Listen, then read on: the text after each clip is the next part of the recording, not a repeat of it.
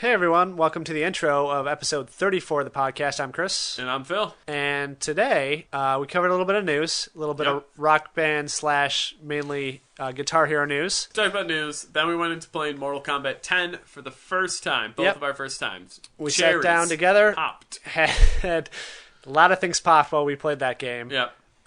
We gave our first impressions of Mortal Kombat. Then we transitioned out of that and into Chris finishing up his Telltale speech. Yes, he part had 2. 2 new games. I'll call it episode 2 of my Telltale discussion for Game of Thrones and Tales from the Borderland. Yep. And that is the episode. That is the episode. Under a minute. Yep. Hope you guys enjoyed it. Yeah. Give us feedback. How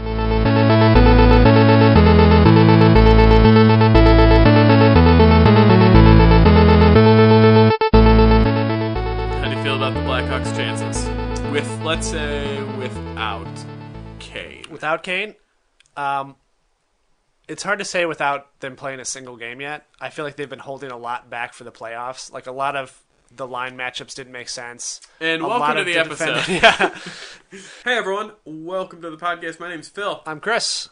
And today is another day of your life. It is. I hope you're keeping count. Yep. It's number 15. 15 days, young Sally Field. T-minus 13 days from your death. Ooh, it's rough. Yeah.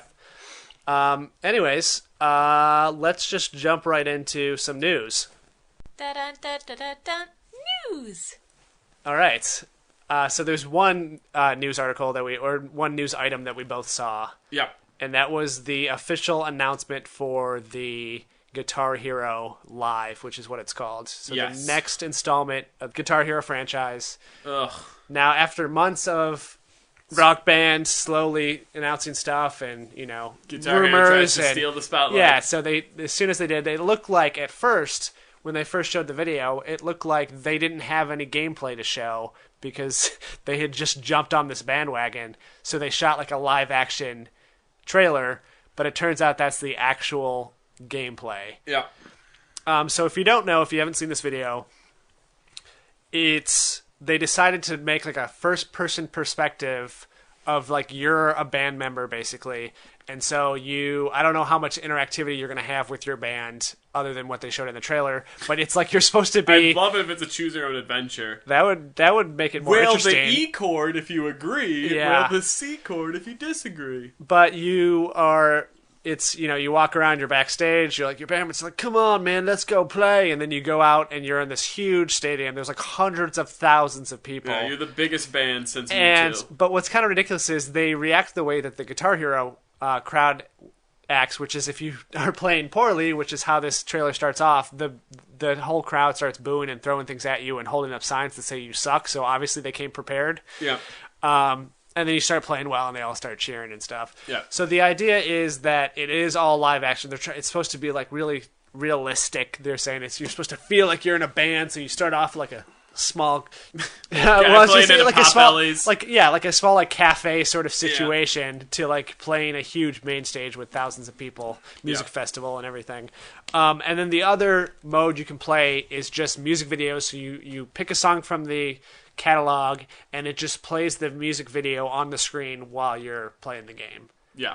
Another thing they changed is the way the actual inputs of the controls are. So instead of having 5 buttons all across the fret in the same place, there's now 2 sets of 3 buttons that are vertical on top of each other. Yeah. If that makes sense. It's supposed to be like strings and chords. Right. And so they're saying, it makes it way easier for people that don't know how to play because you're only dealing with 3 buttons now. Yep. And then if you're really good, then it's even harder to master. I don't know. I don't know where to jump in on this. Other than I'd like that they try to do something different. Mm-hmm. They tried to innovate, I guess, their inputs. I would have liked to have seen either 8 or 10 buttons, though. Rather than just adding one more button and grouping them all together, it just seems way too easy. And anybody that's played the demo so far says it's super, super easy. So they separated now instead of colors, too, because they said that was too distracting, is the colors. So now it's all just white and black. So because there's only 3 buttons, which button it is out of the two, and then if it's white or black, you know which row it is. Yeah. As far as the live action thing goes, I think I hate it. Stupid. I think, like we were talking about this off air, I think that the Guitar Hero aesthetic was horrifying. It was really bad. Since Harmonix left after Guitar Hero 2, the character models, the sets, the backgrounds, the customization, not only did it look bad, like graphically, it was not that sharp, just the actual art design was, I thought, horrible. So the fact they got rid of that was a plus, but replacing it with this live action thing, I'm not sold on that at all. Yeah, I guess my thing with the live action is it just feels too boring. I don't want to look... I guess And those guys are idiots. The band they showed in the trailer video, they're all like, as somebody said online, they're all twats. Like, I don't want... Is there an option to not be part of this band? It's that band only. Because they couldn't just film a million different versions with different there's people. probably maybe 2 different bands. Yeah. Maybe it's that band or like a girl band. Maybe you start off in one band and then go to the bigger band. I guess my thing is, like, if I'm playing, I'm not focusing on the background. Right. You're focusing on your chart. But still, like, the rock band backgrounds were enough where it's like I can kind of tell what's happening, you know, like, or maybe the drummer's got a solo or something like that, and I can watch the drummer do something cool. Yeah, the camera's moving around. But if I'm not playing now, and I'm sitting and I'm just staring at a crowd who's either booing or cheering, now I'm even more bored because it's just like, this is dumb. I don't care. I don't care that... I guess here's my thing. If I wanted the real experience of doing this, if I'm not going to learn the actual instrument and get in a band, I'd get what's the guitar game that actually teaches you things? Rocksmith. Right. I'd get like a Rocksmith where it's just like, I can now simulate actually playing guitar. Right. If I want to play a game like Rock Band or Guitar Hero and I just want to have fun and play, whatever 5 notes of a song, then I want it to kind of emulate being fun. I don't want people throwing sodas at me if I fail. Like, that's fine, I guess. I don't know. It just seems... the fact that it's actual people now, it makes it even more humiliating and worse to want to play. Like, I don't want to play a game where there's actually people on screen, like, spitting and throwing things at me. And I think the worst to me is the playing over the music video. Yeah. Because that reminds me of just, like, old DDR.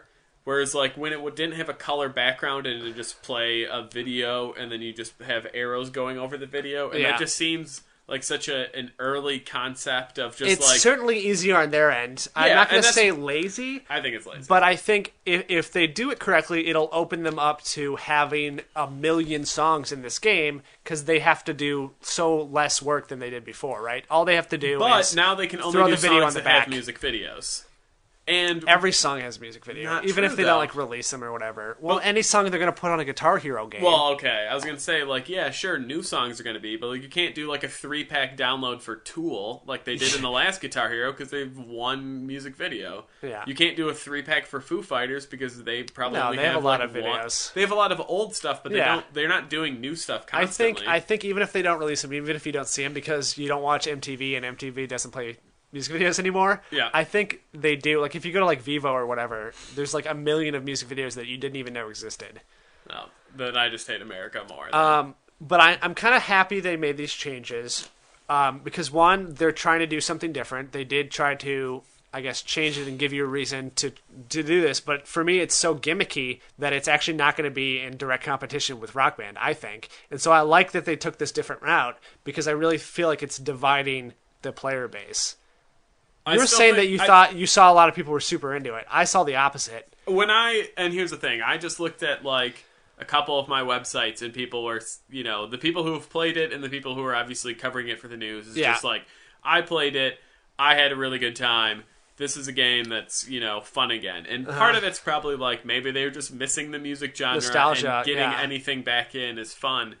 But also some of it's just like, I mean, sure, it's their own opinion. Everyone's entitled to it. But if I'm going to get a music game, I just trust. It's more of now it's like a Coke versus Pepsi thing. We're just like, I trust that Coke Rock Band is going to do it correctly because they actually love the music genre, as opposed to Guitar Hero, who I feel decided to make a new game when they heard Rock Band or Harmonix was going to do it. I think we can all agree that's the situation. And then they were just like, oh crap, Harmonix is slowly releasing things. we need to get out in front of that. What's the cheapest fucking thing we can do? Quickest way we can do it right now. Let's just go videotape a shit cover band and our employees in the crowd, because that's guaranteed. Like you're not listening to a real concert of people playing. Of course not. Yeah, you're watching like, hey, bring your brother, who works in IT, and have him bring his wife and kids, and they're all going to stand around in a crowd, and we're going to tell them to boo at this part or cheer at this part. Yeah.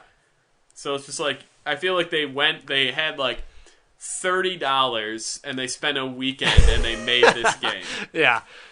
Well, they haven't even made the game yet. That's the thing. Okay, I mean, well, sure $30... they've played the demo and stuff, like that's been available.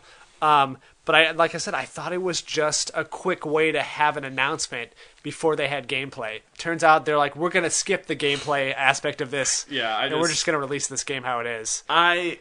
I'd love to say I hope it fails, but it's gonna fail, and then they're gonna. But if it fails, it's gonna bring down Rock Band. Also, it's gonna ruin the music industry again. The music Guitar game. Hero, Fall Out Boy, and Guitar Hero, AC/DC again. And Guitar Hero, like, I have a feeling this is just a very bad slope because it's so generic. It's just like music videos.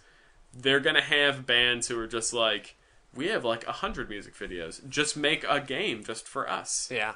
Fucking, I don't know. I don't like it. I will say, based on what I saw too, I did see that the press that had been covering it was giving it positive reviews, but all the comments below were the ones that were like, "This is stupid. Rock Band's way better. Like, why would I want to play this?" It's like, and the one criticism that I heard across the board from the people that actually played it said that the guitars were so plastic and clunky, it was like playing, Guitar Hero 1 or 2 when they was like really small, bad, poorly made guitars, because that's another way they make money. They sell them for the same price as the Rock Band guitars, but they're super cheap. In the one defense I'll give them is because it's still so early, I can't say that that's a finished product of the guitars. Yeah, but the smaller size, and it's just like even the nice Guitar Hero guitars have always been very cheap.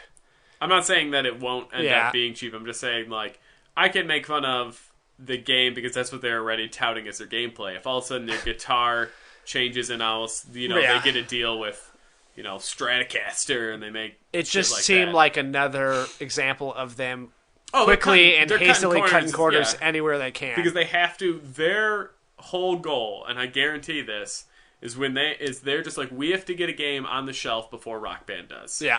Because we have to get everyone to buy our game because they want music games. And then who gives a shit if they immediately put our game down? Yeah. Like, It'll be too late. They already paid for it. We have to dry that market up before Harmonix gets on the board. Because if they come out at the same time... Or if they come out second, they're done. Yeah. If they come out second, no one's heard of Guitar Hero. If they come out at the same time, maybe they can get like a 40-60 split in favor of Harmonix.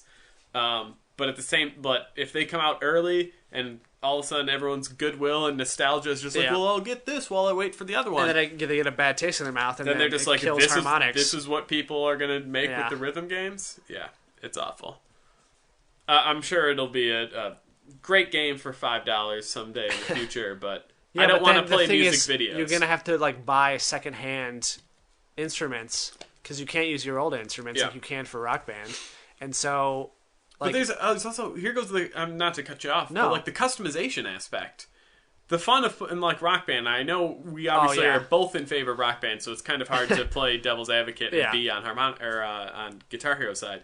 It's just like, I want to customize my character. I don't want to just be a pair of hands that I can sometimes see, and sometimes I'm wearing, a pair of jeans or whatever I'm going to look down at every once in a while.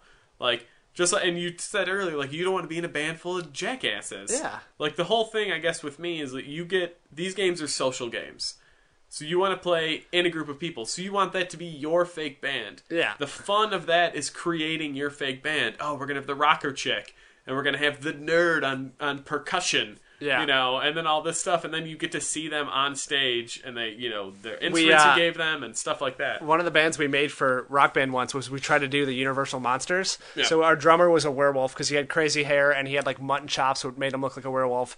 Then the singer was a vampire because you could do like the white makeup. Yeah. And you could do like red eyes and stuff. And then we had somebody that had those sort of like long hangy rags that are kind of like Aerosmithy. And they were like a mummy. So like that's sort of fun stuff you can do. Yeah. And you can create logos. You can create anything. And like you get new instruments and they always change in your character. It's the thing. If it's only music video and first person mode. Yeah. Then just like, again, the social aspect to me is out of it. Because then it's just like, cool, we're all playing this music video of Fall Out Boy. That's fantastic. It makes me feel like one of those like Japanese arcade music games. Yeah, I can see that.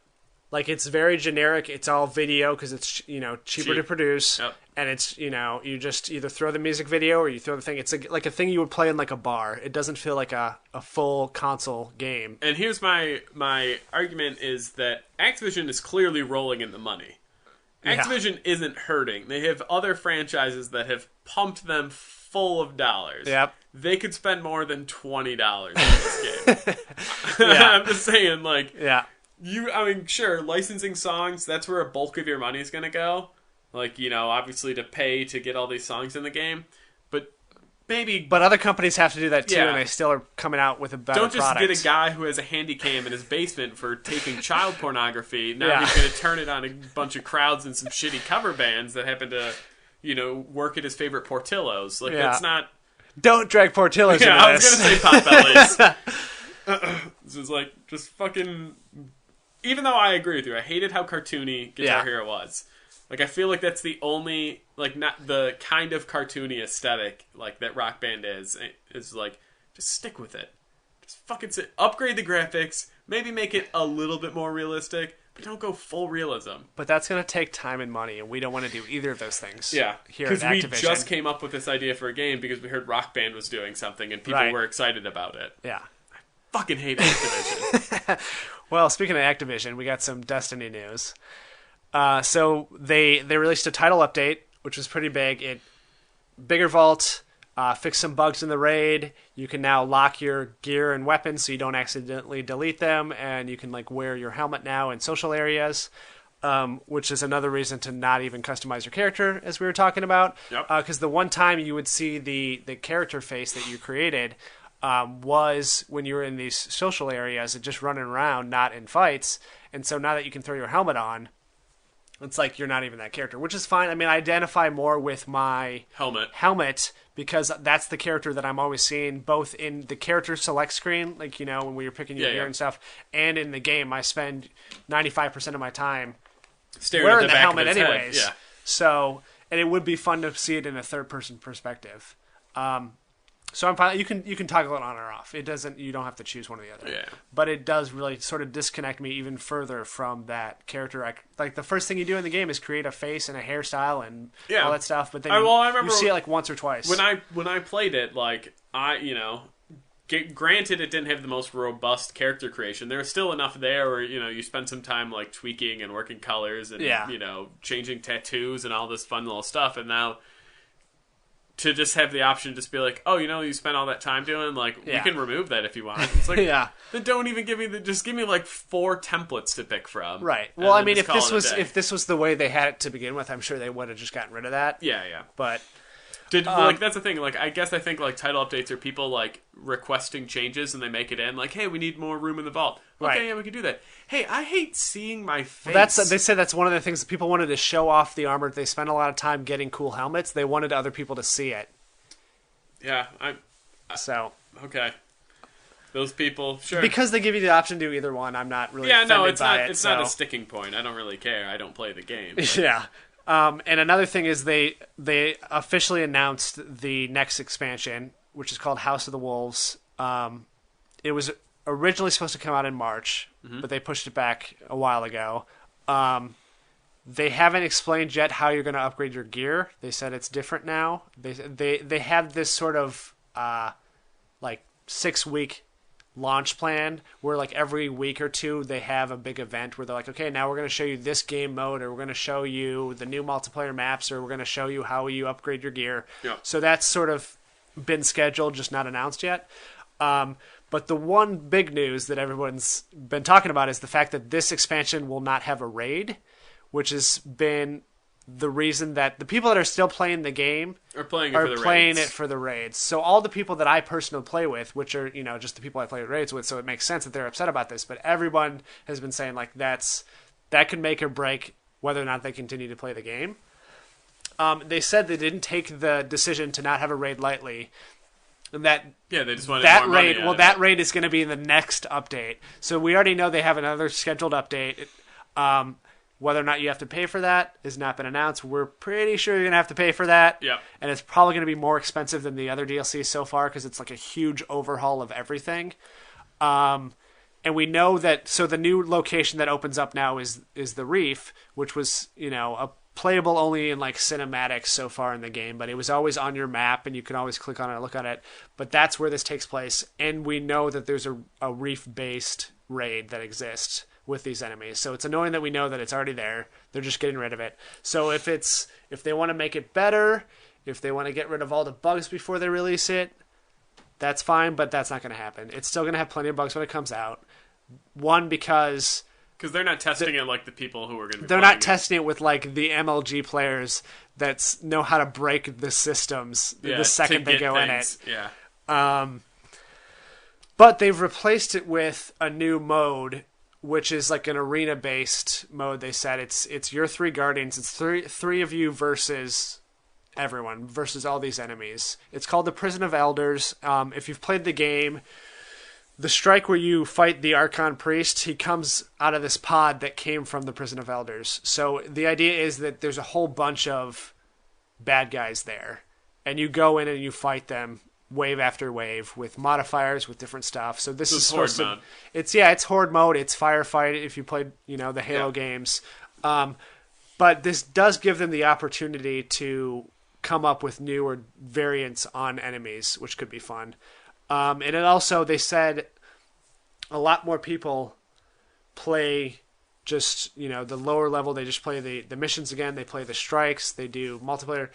Like only a small percentage of people actually play the raids. People that play the raids are the hardcore players that play all the time and probably play more hours than all those other people combined. Yeah, but they said this will open it up to, more people will get use out of this arena game mode than a raid would. So I don't know. We'll see. I'm certainly disappointed that there's not going to be a raid because I had been planning. The whole reason that I've been playing the last couple months was just to get ready for the next raid and the next upgrade and stuff. And because we don't know the way that you're going to upgrade your gear or your guns, we don't know how to prepare for it. Like after the last Switch, everybody found out like a good technique. Like, what am I going to do now? So as soon as the update comes out, I can get to the level I want to do the activities I want. But now that's all just gone. Yeah. So. Just one more thing I wanted to point out is in the cinematic they released, the story of this is that the Awoken Queen, she has fallen that work for her. They're her guards and stuff, and they turn on her and kill their people. And so she's opening up the Reef now to Guardians, so you can come in there and then hunt down the bad guys that betrayed her. But the screenshot they show now is of the Fallen. They've pushed them out of the Reef and they're walking in this snowy blizzard, and that was the first concept art they released for Destiny like 3.5 years ago, which is just further proof that this was always in the original game. Yeah. Which is just another point. So just add it to the list of things that we can almost prove now that they've taken out just to sell as DLC. And here's the thing, though, like, they're not learning their lesson. Well, it's Activision, it's not Bungie. Yeah, and it's like at this point they've already cut up the game and come out with this strategic way of releasing stuff. So, like, they're not going to alter that plan with this game, that's for sure. They might do things differently for Destiny 2, but I doubt it. Yeah, because they're getting so much money. You're getting your $6 base game, and now you're getting at least everyone probably signed up for the first one. Yeah, you can get, like, if you got the season pass, you got the first 2.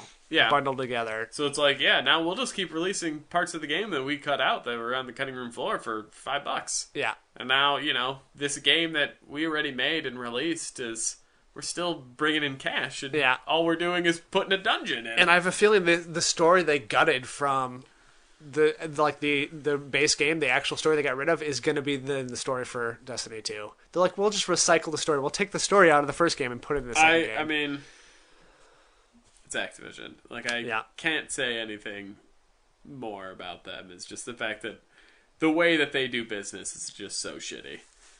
Yeah. But, I mean, they're so successful, they're making it doesn't matter. Like, it doesn't, exactly. It's Comcast. I mean, we've had this exact same argument multiple times. Just like any company that has a monopoly, they're just like, whatever, fuck you, you're going to pay for it. Yeah. If Destiny's good enough that people bought it, so now it's just like, fuck you, you want to play more? Yeah. Fine, well, because they know people are addicted to it and stuff. Yeah. And so like, oh, you want some more? It'll cost you.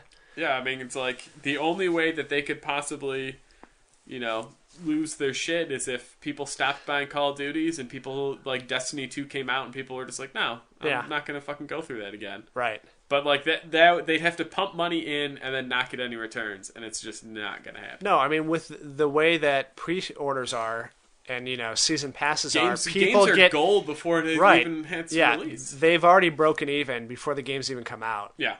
So then it's so all what's gravy. the effort then to make a good game when you could pay for a bad game, Yeah. It's like one of those things where just like collectively I just want to like shake the people who are playing video games and just be like, just wait. Wait at least until the day it comes out. Yeah. Don't pre-order it. Wait, you want to buy it day one? Fine. But let someone else play it first and tell you that it's good. As opposed to just like, here's a picture of what the game could look like. Give us your $60 now and maybe it'll look like that. Yeah. Pre-orders are such a joke to me. Yeah. I'll get into this more when the actual expansion comes out. But they also announced a new competitive game mode. It's kind of like the Iron Banner that they had before, but it's called the Trials of Osiris. And you have to like buy your way in. It's like a tournament. So you have to spend like a coin to get in or something. And then if you lose 3 times in a row, you're out. And then you have to buy again to get in. And it's one of those things where it's supposed to be competitive. It's supposed to be like mini tournaments. And then you get special gear and weapons from that. And all the things they've shown of that looks pretty cool. Like, because it's all like Egyptian themed. So you can get like a cool like Anubis head as your guy. Like the god of the underworld. It's like that jackal guy. Yeah, stuff like that. Like, it looks pretty cool. Like, that stuff's interesting to me. I'm kind of upset about it because that means I'm going to have to play the multiplayer stuff. Yeah, pretty much exclusively. Yeah, I mean, I did that to get all the Iron Banner gear because I like that better than the raid gear this time, and because everybody has the raid gear, like nobody has the Iron Banner stuff. So I got all that. So I'm excited for it just because it looks cool and different. But I hate that I have to keep playing this game at this point. I'm glad that you like this game, so that we can have this back and forth. Of me not even owning it and you playing it. But when all is said and done, and you look back and see that when Destiny's run its course and you've spent like an additional $100 on Destiny, like you're gonna have like, I bought the $6 game and then I've spent $100 on DLCs. I wonder if you're gonna be like, yeah, that was a $200 game. Well, I'm not gonna spend that much on DLC just because it depends what the price point is for the next 3 DLCs. Yeah. The major one, that's the Comet one, which is supposed to just be like a title update, and then the 2 actual DLCs. But if I break it down, I mean, I certainly can justify it. Yeah, you've spent so many hours. I spent so many hours playing it. If you spent $200 in the game, that's probably the same amount of hours you've played. So it's like $1 an hour is not a terrible transition. You don't want to know how many hours I've already played this game. No, I don't. Yeah. But fine, 50 cents. Yeah. So if I break it down to per hour, how much I've played to how much I've spent, it's totally worth it. I've certainly played this game more than any other game, all the games combined on my Xbox One probably. Then I can be like, okay, it's fine. I mean, you barely play the Smite demo anymore. Yeah, barely play it, just for the Yabos. Yeah. Just so I can have dreams of those big old... Play it before bed every night. Yep. All right, let's get to the meat of this episode. Speaking of meat, we've already wasted so much time. There's another transition that you used that I'm going to steal. Okay. About monopolies and stuff, just because it reminded me of a news thing. But So Google Fiber, they've been putting like fiber optics and everything and super high. And their brand cereal. Yeah, super high speed internet to people for free. They've been just giving towns super high speed internet, and it's forced now Time Warner to up their speeds. So they didn't have to do anything. They always complain like, "Oh, we can't do it. It's going to cost us a lot of money. We're going to have to change our infrastructure. We're going to have to do all these things." But now, because they have one competitor in that area, they've now raised up all the speeds of their internet. So that's all it takes, guys, is just one person semi-competing for something. Well, Google's not just some person. No, I know. That's the thing. No, but they're not like all over the city. Yeah. It was like they would just pick one city, and they're like, okay, here you go, here's free internet. And so now, I mean, certainly it's Google, and if they wanted to, they could take down Time Warner. I really wish they would too. But it's just the point of it doesn't take a lot. All you need is competition. Like that is the base of capitalism. Is like competition. Yeah, I mean everything is based on that, and the fact that we can even get to these points where there's no competition just makes me think that something went wrong. Yeah, just like there should be a rule that even though there's AT&T and there's Comcast, like the fact that they're not in each other's area shouldn't count as competition. Yeah. So then like somebody should come in and just be like, "Hey, you have to move into each other's areas." Otherwise, it's a monopoly, and we, fine you billions of dollars. I don't even know what the penalty is for a monopoly. They can shut down your company and break it up into smaller parts. That's what they did with like Southern Bell, who was the phone monopoly forever.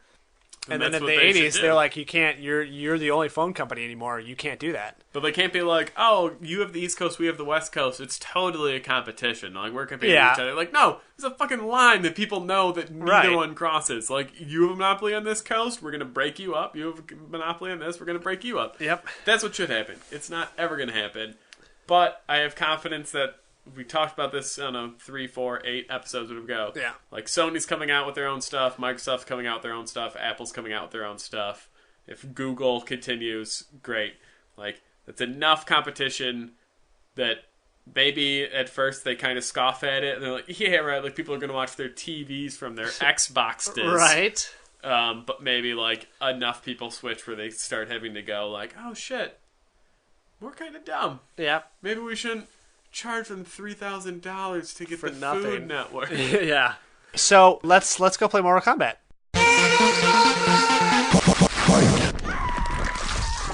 Sub-Zero wins. Fatality. Like how he started the fight with like, I don't want to fight you, and then he ends by tearing her in half. She started it. Oh, is that his X-ray? Yeah. That's a cool way to start it. Oh! That's pretty cool. Pretty cool. Okay. The timeout button. There isn't one. Oh!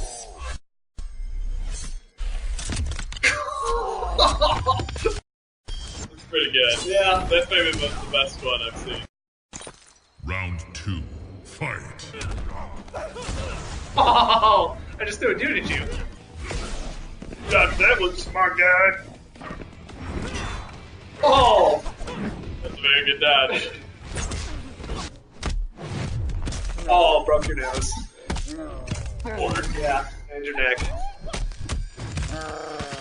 And your confidence. The confidence is the one that hurts the most. Yeah. Oh, I just made a portal come out of behind you, and I grabbed you through it. That's cool. Awesome.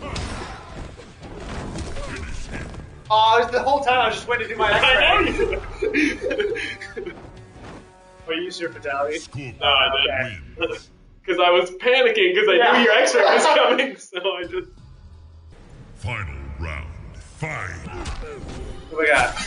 And Blanche! Oh! Countered it. You hurt yourself there. Yeah, I was going for a blood sacrifice because I totally know what I'm doing and I'm not mashing every button I own. That's a new move, though. And the sacrifice. You killed yourself.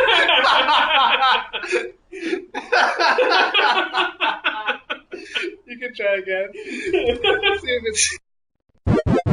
Guys, we played Mortal Kombat. We just played it. Came out today. Today is Tuesday. Yep. I know sometimes we like to pretend that we're taping the day before this well, comes out. Today is Monday, but the day we taped this was Tuesday. Yes. Does that make sense? Because if you're listening to this, it's probably Monday. If you listen to the day it comes out. Or you could be listening to this a day after the episode comes out. Or it's Tuesday, or it's Wednesday. Or today's Thursday, today's Friday. So you can take whatever day you want. Yeah. But we're recording this on Tuesday. Yeah. We played Mortal Kombat. We played Mortal Kombat. We twitched it. We had a viewer. A viewer. If you are listening, hey, thanks. There's probably a cat that accidentally stepped on somebody's computer, clicked on the wrong link. Deleted a couple Destiny guns. Yeah. So Phil, what did you think? Let's say, okay, so we started off we jumped in a match, just played, 1v1 versus each other, selected random characters. We, didn't know random stages. We didn't know the characters. We didn't know the moves or whatever, and we were just button mashing. How was that? We'll go through it. It's fun, step by step. First of all, it looks gorgeous. Yeah. That's not something that I saw come through in any of the trailers or other gameplay videos. No, this looked like your regular game for an Xbox One. Right. But seeing it in action, it looks fantastic. Like one of the better games I've seen. Yeah, I mean, it really is beautiful. Both the character designs, the detail of the backgrounds, the lighting. There's different lighting. There's you get lighting effects from like if there's a fire behind you or a glowing orb or something, and you can have multiple light sources on you at once that change. Or when we were playing in that forest, there was like a winter forest, and the sunlight was coming through the trees, and there was different shadows on your body from the limbs of the trees and all that stuff, and it just all felt really beautiful and organic. Yeah, I mean, even like when we get to this later, we were playing the story mode, but when we were trading off the controller, like I could actually stop and look at the backgrounds. Yeah, and there'd be levels that I'd played, and I'm like, I didn't even notice this shit. And I'd look at it, and you're just like, wow, that looks really cool. Yeah, it is very layered, and it was hard to pay attention to that when you're trying to deal with somebody, throwing old ladies at you. You gotta watch out. You can't just. But so if I get back on track and I talk about the gameplay. I came in expecting for you, since you were a Mortal Kombat expert, just to whoop the butt out of me. Yeah. So the fact that you took it easy on me, I appreciate it. Yeah, I mean, most of that was the game. You just say you were taking it easy on me. Okay, I was taking it easy on you. But it's surprisingly not as complicated as I was expecting. I haven't played Mortal Kombat since Mortal Kombat 2. Yeah. I've dabbled in some, but never enough to even say that I've played them. Right. And I just remember them being like a lot of moves into, I mean, granted it's probably the same amount, but I just remember them being like super important, and if you don't know moves, you're going to die and all that kind of stuff.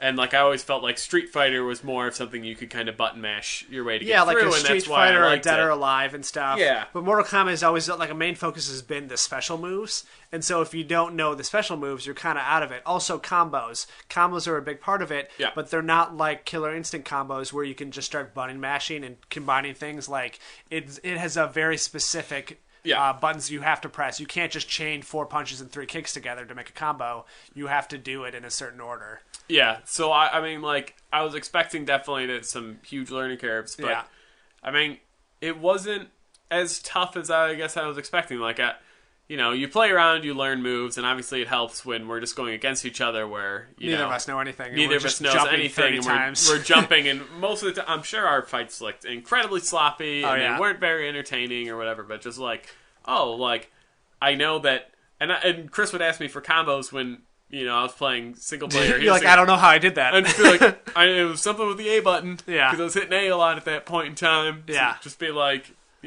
slowly you'd start to kind of build up. And the moves aren't as difficult. They're, half forward, circles. back. Yeah. Back, forward down, back down, whatever it is. Which is great. The combos, towards the end, we were pulling off more because we just kind of learned how to play the game. So, I mean, it was definitely much more fun in terms of like accessibility than I was certainly expecting.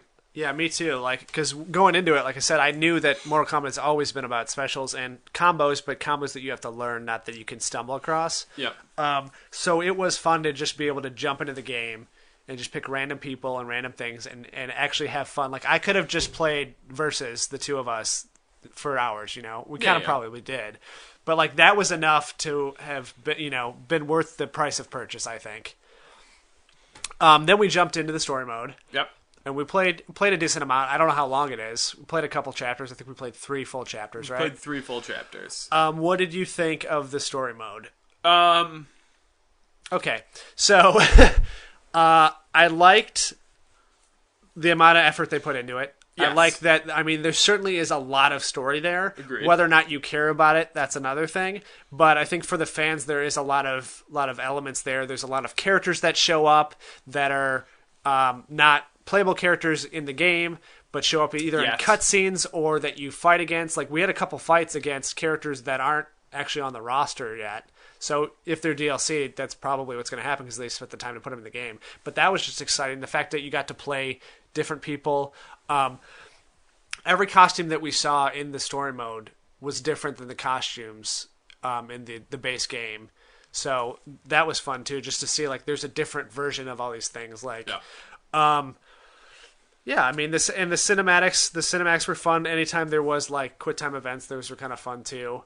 I don't like. I'm sure they're saving the better characters for later, but like 2 out of the 3 characters weren't super fun to play as. I really didn't like playing as Kotal Kong. Yeah, he was awful. He was annoying. He was slow. His moves took a long time to pull off. He was nothing like, you know, and he was Shere only Khan. Fighting fast characters. Yeah, which I know they probably did that on purpose. You know, Kano is probably the slower one, but like, you know, Rain and Milena, or the other one, Yellow, Trina. I'm just gonna call her Trina from the Power Rangers. Tanya. Yeah. Like are relatively faster characters, and your guy sitting there like trying to grab a shield out of air. I mean, I understood they tried to like build a story around it, so they're like, okay, we want to have you be one character for a set amount of time, and so because there was all those other characters, it was more interesting to be like, okay, he's the bad guy, and they're all going to come at him one at a time. Yeah. Because otherwise, if you like all those characters that we fought against, I'd rather have tried out those and played as those characters, but you know, you can't play as Tanya for like 6 chapters because that would be not fun. Yeah, I mean, I definitely like. I'm a little adverse to you. I kind of like just the character play as one character, and then go into the next thing and go into the next one. But what I would have preferred is old school, where you pick your character before story mode, and then you play through a story as that character. So if you would have picked Johnny Cage, which is the first character, you would have had that like your story would have been maybe only like 2 or 3 fights longer, but it would have been that kind of stuff where it's like, here's your cinematic, you know, here you go in and talk to the guy, whatever you want to do. And then if, let's say you pick Scorpion, like he's got like a mini story that you can go through. Yeah, he's got a story to go through. And granted, they would have had to spend more time in making all these stories, but that way, like, because you got to imagine there's probably, let's say, 10 chapters. Yeah. It's pretty good length for a fighting game, but that doesn't cover all the characters. No. So you're probably going to play as the main ones. You're going to play as, you know, we played as Johnny Cage, played Sub-Zero. I'm sure you're going to play as Scorpion at one of them. But, like, what if I want to play... What if my favorite character is the guy with the kid on his back? Yeah. I don't remember what his name is. Ferrator. But just, like... So I'm never going to get to play as him in story mode. That's only going to be online in Versus.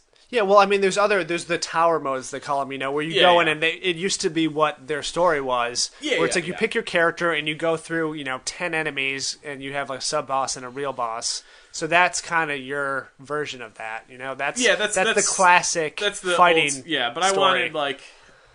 I liked the story mode aspect. I agree. I think they spent a lot of time on it. I think it looks really good. I liked the fact that for the whole time we were playing as Johnny Cage, I could just identify with what Johnny Cage is doing and the reason for those fights. Okay, I like that idea. I wish they could have expanded on it to the fact where just like I can pick a character, and even if their story is only 4 fights long or 5 fights long, then I can just kind of feel like, oh, this is a little story of Sub-Zero's life. Or like, they probably didn't do this, but let's say they did do... Every character has a chapter. Then I'm fine with it. Okay. Then I'm fine with the way they did it.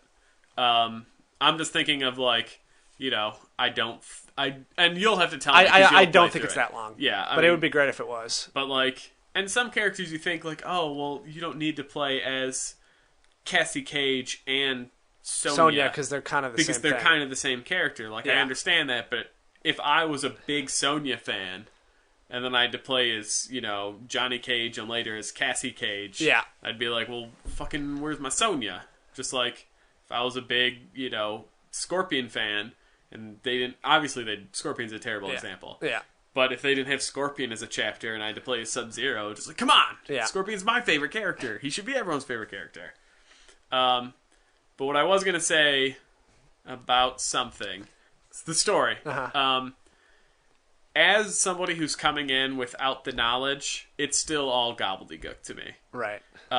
For you who has like the background history and stuff like that, like you know the characters, you know if you're supposed to recognize a character. Yeah, like I was getting excited. I'm like, oh look, there's Nightwolf. Yeah, like you know, like stupid stuff like that. And, but like that's good because then those like callbacks mean something to you. When I look at it, I'm just like Native American man. Yeah. Oh my God, run from the wolves. You know, like there's a guy that kind of looks like Scorpion, and you're like, oh, that's Smoke. Yeah. Oh, there's Meat Pie or whatever the other character's name. Like to me, I'm just like, oh, what are they defending? What's this? A room of circles. Oh, it's crazy. Yeah. So it's like, they spent a lot of time. I certainly liked it. I could still pick out who's good and who's bad. Yeah, and like you know, there was the Sub-Zero chapter and stuff where he was. Turns out that they weren't, you know, he wasn't bad. He was just helping them train the other people secretly. Like you picked up on that. Like you called that, and that was, you know, that was an interesting story mode of how to play against all those different characters. Yeah, and like I said, like I mean, I'm fine with it. I certainly liked it. Yeah. But at least part of the stuff, like, I don't know any of the background between Kotal Khan and Milena. I don't know, like... Well, he's a new character, so I didn't either. Oh, okay. Yeah. I was just going to say, like, I think we're supposed to side with Milena.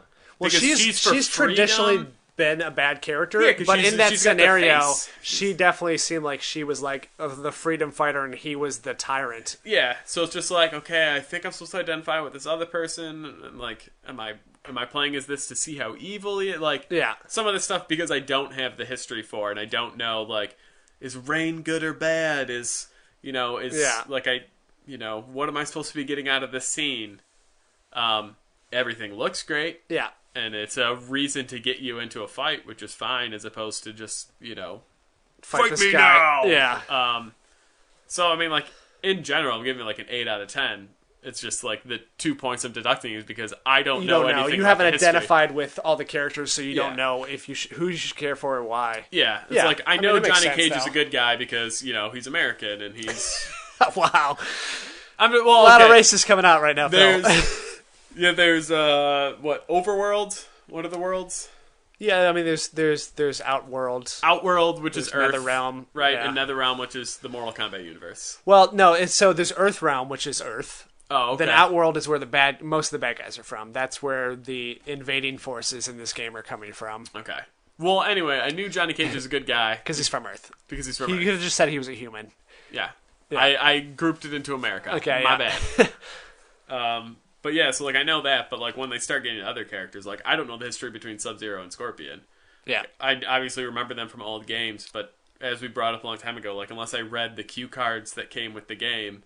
Yeah, I mean after you complete a story, then it tells you. So it's just situation. Like, you're like, oh, why Sub-Zero kneeling in front of Klondike bars? And I'm just like, I don't know, is Klondike bad? Is he good? Is Sub-Zero good? Is he bad? Like I don't like none of that. Like, so I was able to call that it's a training exercise just because of a guess. Well, yeah, because and also it didn't make sense because he was traditionally a good character and good people are coming to see him, so it was like, but just another thing too, it just was exciting to see all the characters, whether or not it was seeing characters that were not playable but just story based, but also because there was like a 20-year time skip in the middle of when we were playing, you got to see different costumes for the same character. Like, I just like the design of all the things. Even if they're not all great, it's fun that there's so many different options. Yeah, I think they spent a lot. They certainly really made this their baby. Yeah. Like, I think, they should... This is, by and large, gonna, everyone's gonna enjoy this game. Yeah. Granted, we only played maybe 2 hours, maybe 2.5. So maybe it's hard to pass like a final judgment, but like there's a lot there. Yeah, and so there's there's the random versus mode, there is the story mode, which is pretty intensive. There's towers, which is the traditional pick a fighter, go through a series of fighters, and then until you fight a boss. Then there's this new thing called living towers because they change. Is as small a time as like every hour. So we saw there's like hourly, there's daily, there's weekly, and there's monthly towers that are constantly changing and have different challenges or modifiers attached to them. Also, there's Test Your Luck mode, which we played a little bit. That was maybe the best. Which is, I wish we would have found that earlier. Yeah, which is you get to... well, in our case, we picked random characters, but you can pick whatever characters you want, and then you have a series of between 1 and 7 random modifiers that show up. Yeah. We had everything from hearts would drop that we could pick up health to, random severed heads would fall on us and like knock us out for a second. They would stun us. Yeah. Slippery floors. Slippery tilting. floors. The whole level was tilting. There'd be like rockets that would come down. The buttons would be switched around. So there's I don't know how many different multipliers there are, but the more you put in one match, the crazier it gets. Yeah. And that was a lot of fun. That added to the randomness of us too, because we didn't know any of the characters. Yeah, so it might have been more frustrating if you're trying to pull off combos and then all of a sudden the level switches. But for us, which were random characters, random fun, just silliness, it really evened the playing field. Yeah. I mean, I'd say like if I was to buy this game, I would never get to a point. Like, there's no fighting game in the world have ever gotten to a point where I'm, like, taking it seriously. Well, yeah. So, like, this mode is still perfect for me. Like, if I was to, play it, the first day like we did today. Yeah. Or if, 3 months down the road, I'm supposed to, you and Jake and my buddies come over. It's just like, we're going to play this mode. Like, yeah, even if one person's played for, a month straight and one person's never played before, this I think you both can pick up and have fun with. Yeah. I think the only people who might hate this mode are, the competitive. Well, then you wouldn't pick that. Yeah, you wouldn't pick it, but that's what I'm saying. Like, I think there's this mode also an option to do that on your own. There's like a tower where you can just test your luck and you can choose your modifiers. So it's like... You don't have to play it with other people. You can play it against the computer if you want to be more competitive about it. Like, oh, can I defeat this person when I have like bleeding the whole time, so I keep losing my health? Yeah. And then of course there's the crypt, which has been in some other games, but it's an area where you go to randomly purchase items. Yeah. It's your unlock shop. Yeah, it's your unlock shop, but it's all it's not random. But it's unknown to you. It's like, hey, you go over to a gravestone, and it's like, hey, do you want to buy this item for 200 coins? And then you say yes, and then you find out what it is. Yeah. And I assumed it was based on how much money it was, what it was going to be, but it seems to be random in that aspect. Like we got a fatality out of a 200 level crypt, and then there was one that I like 4,000 for, and it was like a concept art. Yeah. So it's kind of a crapshoot, and I'm sure in 12 hours that there's going to be a full guide online of what everything is, but it was a lot more interactive and spread out than I thought. Like, when we were going through it, we found there was like, not only did this dog jump out and scare Phil. Scared me. Oh! That scared me. I jumped. You can run the take on that. But I was in an unlock shop. I'm not expecting something to jump out at you. Right. And then we found he came from this like spider hole, and we went into the spider lair, and as we were exploring, we were like picking up items that we found out that we could use to interact with to puzzles to unlock even more areas. Yeah. So that was fun. It was I think a really, I'm giving this game a lot of credit. Yeah. But it was a really smart way to do an unlock shop. Especially if they're going to have that much stuff to unlock, as opposed to just having a scrolling list where you like, here, you want to buy your finishers, scroll to the right too, and then here's your whole entire list. Like, this is a good way to kind of just be like, here's almost a game within a game. Yeah. It's not like a super, you pick up items and then you use them one time, and the puzzles aren't too probably taxing. But at the same time, it's just like, here, go explore, have fun in this kind of like unlock shop where it's just like you said, it's kind of a crapshoot. Yeah. I can see people getting real pissed off though by spending like we don't know how high they get. We've seen some for like 2,000, 4,000, 6,000. Yeah. If it's random, I doubt it is. I don't think it's random. I think they're set in stone as far as like, okay, if you go to coordinate X and coordinate Y, this tombstone will unlock this, but I think the prices are semi-random. Well, so then that like I don't have a problem with it. But no, I see what you're saying. Not random for everybody that it's all different, but it's like, does that make sense? Like, it's going to be between 2,000 and 4,000 coins, something like that. You know, they have probably set, this is low, this is medium, this is high, something like that. But, like, if you went in and you purchase, if you say, because coins don't come easy. No. We got a lot of them, like going to there for the first time gets you 4,000. Right. Before that, we had maybe 250. And that's playing for like 3 hours. It was nice that, well, yeah, I think it was because I was second character. Maybe if you were first character, we would have had more than that. Oh, I don't know. Because we played through the story.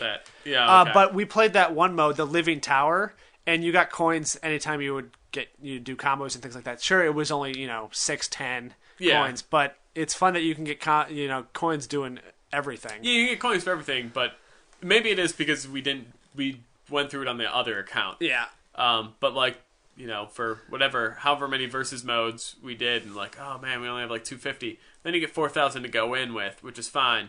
But like, if it's as hard to get coins as it seems, if there's that many things to unlock, but let's say you go to something that's like 6,000 coins and you've saved up forever, and then you buy it, and maybe it's the best thing I imagine is a fatality or possibly an alternate skin. Yeah. But let's say it's an alternate skin for a character that you just fucking hate. Like you're just like, oh, the only player I don't ever want to play as is Cassie Cage. Yeah. And then it's just like, you don't know when you purchase this, and you spent 6,000, let's say that accumulates to, going through the story mode, the whole thing, or something like that. Like, oh, cool, I got Cassie Cage's bikini outfit. Right. I'm never going to play as her. Well, I'm so you angry. should. Yeah.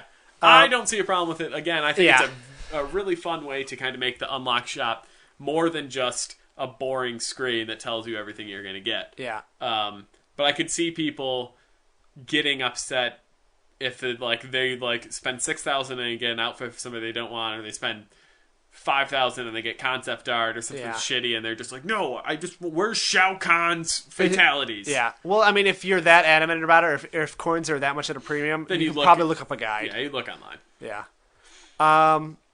Also, there's this thing called Faction Wars, where you, when you first get in the game, you choose which out of 5 factions you are. Yeah, 5 factions. And then every week, like everybody that plays the game is part of one of these 5 factions, and they get points by, playing each other, playing the story, playing versus. So, and they all get points, those all accumulate, and then whoever wins the faction every week gets a bonus item or coins or whatever. I don't know what it's going to be. Yeah. But that's a kind of a fun, like, macro game that exists. It just seems like there's just so much content here. Like each thing is not like a huge thing on its own, but I think they do each thing well, and they give you enough that no matter whatever type of player you are, if you just want to play online versus, you can do that. If you just want to have a story, if you want to run around in the crypt, I mean, it seems like there's so much, just a lot, and they even keep video replays of like your matches, and you can just go back and watch your matches again, learn how to fight. You can get a training mode. Yeah, no, I agree. I think there's a crazy amount of stuff here. I mean, I think the only true test to a fighting game is how well the fans pick up on it. Because obviously, this won't happen. But if everyone deems this Mortal Kombat terrible and nobody plays it, then that's how fighting games die. But yeah, there's an insane amount of stuff. Way more than I was expecting. I mean, like, if I was like, you'd go through Living Towers maybe once or twice or something like that. And I personally would never go online because fighting games online have always been some of the worst experiences for me. Yeah. But yeah, like, story mode's robust. The versus mode's super fun. You can kind of do all sorts of tweaks. I think the true test for maybe you, or would be for me, is just if you don't have somebody to constantly play with in the room. If you're playing online with your buddy who buys it or whatever, that's a different story. But if you're just playing by yourself, how much fun is there for one person? If you go through the story mode once and it's whatever 10 episodes long and you can't skip to your favorite chapter or whatever, and you got to keep playing it over and over again, just like, okay, maybe it dries up like any fighting game. You can't skip to a chapter just so. Oh well, yeah. But it's like, oh man, no, I know what you're saying. I got to beat the Shao Kahn part on hard. Like, I don't want to fucking do that. Right. Well, that's why I like the fact that there are these other things that you can do, including like the Living Towers that are constantly changing. Even if it's every hour, I always have something new to do. I don't feel like I'm doing the same thing over and over again. Yeah. And I don't then have to go online. Like the last fighting game I'm coming from is Killer Instinct, which is basically like if you didn't play it online, you couldn't do anything, and playing online was horrible. Yeah. Like it was painful because everybody knows 1,000 hit combos. They know all the tricks and all the, how many frames it takes to do each move. So I just feel like I have a lot of things I can do, and if I never go online and play somebody, I will because I have to get that achievement. But I feel like I could probably play this game for a month or so and get a lot out of it without ever going and playing multiplayer. Yeah. I mean, if I was allowed to purchase this game, yeah, I probably would get it after our little playthrough here. But I think we need to cover the most important topic, and that's violence. Yeah. Because obviously Mortal Kombat is known for its over-the-top gore and violence. Give me your thoughts. I'm for it. I mean, I don't exactly know how to answer the question other than the fact that it is over the top. Yep. It is what it's known for. And I will say more than 9 times out of 10, my reaction would be like smiling, laughing, like being caught off guard, saying like, oh, that's gross, but in a way that like made me smile, not in a way that made me sick. I will say the only types of moves or fatalities that really got to me were anytime it was like their like intestines or guts or anything, like the one where like I ripped it out of your throat, like I made you float in the air and then I ripped the guts out of you. That was kind of intense. Or the one with Kano where he cuts his stomach open and it just starts falling out. But like the X-ray moves, I think the X-ray moves are so much fun. They're very creative, they're ridiculous. Obviously they would kill anybody instantly. But I'm okay with the violence. Like there's nothing that like grosses me out really. And I think because that's what it's known for, like, that's what one of the things that sets Mortal Kombat apart from other fighting games is the, like, over-the-top, like, comical violence. Anytime you think it's over, it's probably not over. Like, the more, like, the fatalities themselves get longer and longer, but I'm sort of fine with that. Like, I like that it's overkill, because it's taken it one step even further, then it's, like, even more removed from, like, reality. What do you think about the violence? I mean, I'm kind of in the same boat. I agree with you. I will say, I hope that there's more unlockable X-ray moves, because X-ray moves, for those who are unfamiliar, is like you during your fight, whether you take damage or pull off combos or whatever, you kind of build up this power bar. And when it's full, you can unleash these X-ray moves, which if you hit the character, then kind of goes into this cutscene where obviously you do this super awesome move, whatever it's going to be, and it shows you like the parts of their body that you're damaging. Yeah, like zooms into like an MRI or X-ray version. Like you still see sometimes like skin or muscles, depending on what it is, but you see like bones breaking. Yeah. Like, you see the bones physically breaking. You see the organs getting ripped out of their body. Which, the first, 3 times, you're like, oh my god, it's awesome. But it becomes same when you see the same one over and over. Yeah, that's what, like... Anytime we saw a new one, it was always a fun experience. It was amazing. Yeah. But then, like, I'm just saying, like, especially during, these story modes where you're playing as one character, and that's such, like, a powerful crutch move that you need to use, and you need to be able to use it well. Just like, you're doing 2 rounds against a guy, assuming you don't lose one, and you're seeing it, 2 times a match.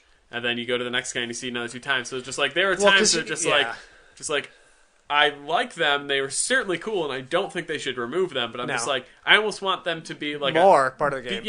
Be like, unlock 2 or 3 X-ray moves, and then before the fight, maybe it's randomized, or maybe it's something else where you can select it, and then just like, for that fight, your X-ray move is going to be, this one. Because they're just like, who was the one who was stabbing through the throat, and then the skin would be on the back? Kotal Khan. Because we played him in the story. That's why we saw it so many times. So it's just like, I was so sick of that one. But because Kotal Khan's mission was tough for us, because he was so slow, we had to rely on it. We had to rely on that. So we'd fail, and we'd still pull it off twice. Yeah. So it's just like, this is almost overkill. Not to the point where like the violence is sickening or whatever you want to blame it on. Just like, I needed more variations, because that is such a pivotal move in the game. Yeah. And there's only one per character. I mean, I agree with that. Like, it would be cool to even just see 2 different versions, or maybe like one when you're in the air, one when you're far away, something like that. Yeah. And I know that in the past they've tied fatalities to costumes sometimes. So like if you get a new skin pack or you get a new downloadable character, you also get new fatalities, and fatalities have always sort of been their, not titular thing, but there's always been their claim to fame. I feel like they always spend more time on that. And every character has like, at least 3 fatalities plus a whole bunch of brutalities, which we never even pulled off. But it would be fun to see a couple different X-rays, or like thing we didn't talk about is each character has 3 variants on that character. Yeah. So you can call them different stances, you can call them whatever, but you have universal moves that all 3 variants have, and then you have special moves that you get to choose then based on one of 3. So it's like Sub-Zero is a perfect example. Okay. Like one of them is he can make ice weapons. Yeah. One of them is he can make an ice shield, and then the other one is he can make an ice clone replica himself of and then throw it. Yeah. And then obviously that's just the sort of the headline of it, and then you have like little variants within that to tweak. But I thought that was really great Yeah, too. that was really good. The roster's already pretty big. It's already 30 characters. Plus, then you get 3 variants on all of them, and they all felt different. And they all felt different from one another, too. It wasn't like, okay, everyone has their blocking character, everyone has their projectile character. It was all the variants were always unique to the character. Yeah, I mean, for sure. Like, we'd play... When we were just picking randoms, and obviously the variants would be picked randomly. Like, you know, I might play a Sub-Zero, and I can do the weapons, but then you'd get him as the blocking, and it kind of changes how you have to play that Sub-Zero. Yeah. It's because now you have to kind of... maybe lay back and try and get me to attack you while you can block it. He's a more defender, more counter type of character, where the ice whipping guy was, you know, more the aggressor, which is what we ended up liking more. Well, it's more fun. Well, plus because we were just, you know, still learning our way through, so mashing buttons to attack is a lot easier than mashing buttons to defend. Yeah. What was your favorite X-ray or fatality?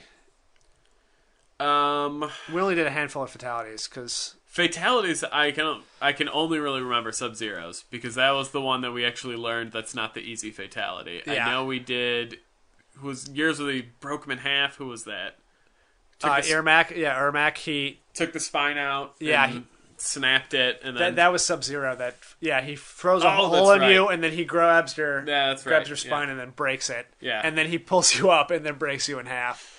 Like he broke the spine first. That was smart. He knew that was going to be the toughest part to rip you apart from. Yeah, hats off to him. But then Ermac was the one that pulled you up in the air and then pulled your guts out from you, and then ripped your body into 2 separate halves.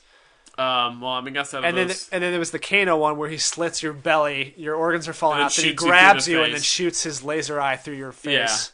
Yeah. Out of those, Sub-Zeros I think was the coolest. Yeah. We just saw a few. Yeah. X-ray move. I don't know. I mean, there were a lot of good ones. Yeah. Like, obviously, Kotal Khan's was one that the first couple times we saw, we were just so like, holy gruesome. shit, that's so gruesome. I kind of liked Scorpions, I think was actually probably the best. Yeah, Scorpions was fun because he used the 2 harpoons, right? Yeah. He throws one into your chest and then one right between your eyes, and it cracks your skull, and then he slams you to the ground with them. Yeah. That's a good one. The other one is one of the kids, the last kid I was playing as, who had the jumping one. But he had the 2... Oh, Takada, I think? Yeah, he was the same thing. He was trained by the guy that trained Scorpion, so he had those whip things came out, and he throws like it through your mouth and out of the back of your head to start it. Yeah. Also, I kind of liked Quan Chi's one, where he used his portals. He casually walks through the portals, and then he uses 2 green skulls that he summons to crack the size of your head. Yeah. And then he pushes you through the portal, and you fall down, and he steps on your spine. Yeah. I also liked the gun guy. Oh yeah, he's got a bullet literally with your name on it. Yeah. That he shoots, and it hits your hip, then your shoulder, and then your jaw. Yeah. I mean, like I said, like I liked him like the first, 2 or 3 times, and then, it was almost like 4th time I was getting a little stale, so it's hard to like judge but I mean it's everything fun. has that initial like visceral reaction. Yeah. You're like, oh man. Oh. Yeah, I mean I definitely we got to talk about Blanche before we finish. Yeah, no, I'm just saying, like, I can definitely see that if I was to purchase this game and Caitlin was to watch even one match, she couldn't do it. It'd be over. I mean, obviously she wouldn't actually prevent me from purchasing the game or playing it, but like, even how over the top it is, like it's still gory enough that it's like. It's certainly on the different end of the spectrum of like Walking Dead, where you have to saw off the guy's leg, and I knew that was a a turning point for her where she's like, I can't watch this anymore. Yeah. If that will do it to her in that cartoony art style, it's seeing actual X-rays of photorealistic people getting dismembered. Yeah. That's gonna watching somebody's guts come out of their mouth. Like those are stuff where just like, I'm not gonna watch this one. So one more element that I wanted to talk about. We could talk about this for a long time. Yeah. But that there's interactable elements within each level, and they're all different. Every level's completely different, and it's not super obvious what you can interact with. When you're by it, though, the RB button will flash, and if you tap it, you can interact with it. It's anything from grabbing a barrel and throwing it to... One of my favorites was when he grabbed the guy's face and like drowned him in the small pool. Yeah. That was right there. So I liked the stove. You could step on the stove, so just all the hot coals fall on something. Right. It was kind of a wok stove, so if you stepped on one side, it kind of catapulted the hot coals into the other person's face. Yeah. So those were all fun. They were the interactivity was fun. The way it sort of changed the match, whether it was there's like environmental ones where you can then like move, like you could jump off that car or you could run up the ladder, something to get yourself out of a corner. That was fun, but obviously the best one was Blanche. So there's this old lady, there's one of the levels is a marketplace, and there's this old lady that walks really slow, and you can grab her and throw her at the other person, and then she slowly bleeds to death. But we don't have to talk about that part. She was obviously... When we saw it, we knew what was going to happen, and you got an achievement for that, which was fun, too. Yeah, I mean, it's definitely... Not even just talking about Blanche, but I think, like you said, the stuff that you could do in the map are pretty great. Like, even just, like, throwing a barrel or throwing a box, like, it feels really good to hit somebody with one of those projectiles. And it feels even better if you can somehow dodge it. Yeah. Yeah, I mean, it's one of those things where it's like... It won't change the tide of a match. If you are losing big and you happen to hit somebody with a barrel, like you knock them down, and it's a moral victory. But it's a moral victory. But there are times where like all of a sudden, it's a great combo breaker. Yeah. If you get knocked towards a barrel and then you just happen to get up and mash the button so you can throw it while they're charging you. Like there are a couple times while playing as Kotal Khan where like because he doesn't really have. He's like a slow, up close kind of guy. I'm sure like combos would be great for him, but we didn't know any. And so because there was like, okay, if you have a character and you're on the other side of the screen and you don't have any projectiles and they're like throwing fireballs at you nonstop, it's fun to just grab the barrel and throw it at them. Yeah, I mean that felt really good to hit people with that. And Blanche was, I mean, I wish I could say I felt bad, but I didn't. Like she was just a tool in the arsenal, just hucking bodies. She's slowly walking. She the worst stumbles is though along. they block it. The Blanche just bounces off their her death was in vain. I threw you so hard that you're dead, Blanche, and all they did was just like knock you aside. Brushed it off.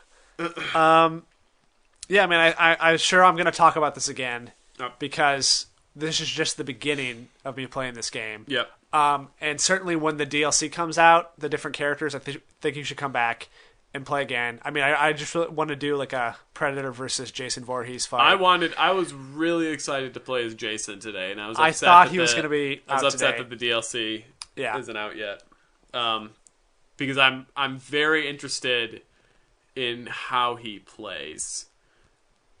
Just because, like... Yeah, it would be cool if he could do a move where he just shows up behind you. Like, it's like a teleport, but it doesn't teleport itself. I mean, like, it doesn't telegraph itself, so you know it's a teleport. Because, like, everybody has, like, a move where, like, they do a move, and then they go through, like, a firewall. You know, there's something so you know they're going to teleport. Well, if he just walks off the other side of the screen... shows up behind you, like, you have to do a button press to do it. But if he's, like, slowly walking towards you, and then he does a button press, and you turn around and he's there, like, this stuff like that, like, horror stuff, would be fun.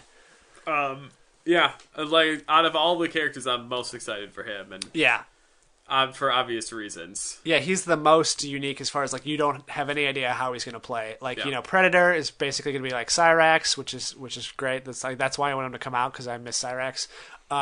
Tanya, we've already seen because she was in the story mode. And Tremor is another, like, ninja, and he has earth powers, so you know how that's going to play out. Yeah. I will say one thing that was a nice touch is if you're playing versus mode, your two characters, depending on who you pick, actually have dialogue between each other to start the fight. As opposed to, you think fighting games, most of them are just like, if you pick this character, he always says like, one I'm of gonna get ya! these 3 lines, and it's just generic, like, your head's gonna be abashed. And then it's like, you're fighting somebody, and they're just like, I'm gonna ride my pole, or whatever the hell, crap it is. Like, this one's actually, like, you pick Sub-Zero, and you pick another character, and they actually speak to each other. It's just like, yeah, and it's like a back and forth, too. It's not like one line. It's like sometimes 2 or 3 lines between them. Yeah. And I think it's just another point to them, like attention to detail and them going the extra mile in small ways. Well, yeah, I mean, again, it's to me, fighting games, because they can get so repetitive so quickly, this is just another thing to kind of stem that tide, where it's just like, oh man, I'm sick of Sub-Zero always saying, it's cold time, or whatever, he'd say in a generic game, and now it's just like, oh, I'm playing against Scorpion, so he's going to talk to Scorpion. No, now he's playing against, Katana, he's going to say something different to Katana. So it's just like, that whole opening, is not just the same song and dance every time. Granted, eventually you're going to play against the same characters, and maybe they have the same dialogue. We never ran into that problem yet. Yeah. So maybe every time you play Scorpion, it's a back and forth 3 or 4 times. That might get old, but that's only if you're playing. But you can probably those skip it though characters. too. Yeah. Who was your favorite new character? I know you don't. Well, new character to you at least. New character to me. I just have. We didn't play as everybody, Takeda. so this is hard. Yeah, Takeda. But I mean, that's of course that might just be like recent memory, and that was obviously the last person I played against or played with. Yeah. But I mean, like my game style for that is just you need to be fast. Yeah, he's cool because he has a mix of Kenshi and Scorpion, and like he's the guy that I like his armor, like I like his look to him. He looks really cool. Plus, he's got those saw whip sort of things. Yeah. Which look like that's the guy that before I haven't even played as him yet, but I feel like that could be a guy that I could really get into and like try to master. Did you like Ferritor at all? The big hulking guy with the Yeah, I only played him as once. I definitely like the look of him. It's a different style of character. Yeah. It's like he's got the big brute, he's the slow big force, but he also has the little kid that he can sort of do ranged attacks, like he can throw in the air, he can roll in the ball. So it's kind of a mix between the two. Yeah, I would have liked to play for him multiple times, just to kind of, again, the first time you play it, you're mainly just mashing buttons and hopefully you pull off a move. Yeah. I think he'd be a fun one to kind of learn his moves too. But I mean, that's everyone. Like we were playing as Johnny Cage, and for how long, and I could barely tell you how to do any moves besides the crouch punch. And that's you're good at that. Specifically looked up how to moves. do it. Yeah, just another small thing too. It's if you pause the game, it shows all your special moves real quick, which is a quick, easy way. Like they know that's what people are looking for anyways when they pause the game 9 times out of 10. Yeah. So it's fun that it's all right there. Then you can go into an expanded moves list where you can see combos and finishers and stuff. But it's great that you can just pause it for 2 seconds, look at 1 or 2 moves, and be like, okay, let's keep fighting. Yep. I will say one of my favorite new characters, probably, other than I think Takeda is going to be the one that I play with, but like Devora, even though she looked like ridiculous and gruesome, like her moves were fun and easy to pull off. Yeah, she seemed really quick. Like you picked her up rather quickly. Yeah, like she's got a close range like acid spray. She's got a projectile where she throws this little bug at you, or she can make things come out of the ground, and then if you're close, you have the little spider or insect arms come out and do quick jabs, which were easy to do. Yeah. So that was fun. I will say my favorite variation on a character was the Quan Chi Portals version. So the first time you played, you had him. He summoned a bat creature or something that he could send out. He probably could do more, but we didn't know what to do. But the one that I played as when I got him randomly was he had summoned portals. So like he'd make a portal behind you and grab you, rip you through it. That was a lot of fun. Or he'd do a teleport where he'd jump through and like come out and kick you. It's super hard to defend against the portals. And it was just fun to play as him. So once again, we just had a handful of experience, but those were some of my favorite moments. Yeah. So come back and play again. Yeah. Hopefully I won't be too good that you won't want to play against me, but we'll just do test your luck and you can fight that AI. Yeah, I can only over and over again. Like, I'm having a great time. Yeah. And then you're just sitting there like, I'd like to play. I mean, if you master a character, then just don't be that character. Yeah. If you're just like, I've been playing only as Takeda for 10 hours a day, every day. Yeah. Like, well, guess what? If you get random Takeda, you're going to back out. Somebody else, yeah.